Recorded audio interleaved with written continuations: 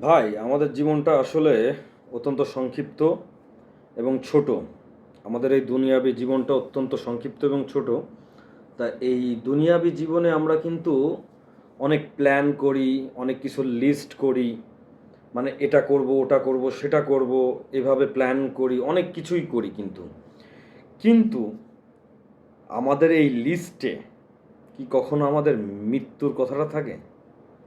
মানে আমরা কি কখনো আখিরাত এবং মৃত্যুকে নিয়ে কখনো টেনশন করি না চিন্তা করি?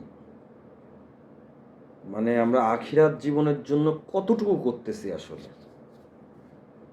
আমাদের এই লিস্টে কি এই আখিরাত, পরকাল বা মৃত্যুকে নিয়ে, কবর জীবনটাকে নিয়ে কি ধরনের চিন্তা ভাবনা আছে আমাদের ভেতরে? হ্যাঁ, বলতে পারেন আপনিও কি চিন্তা করতেছেন? জানি না ভাই। আসলে চিন্তা করা উচিত। আসলেই চিন্তা করা উচিত। কেননা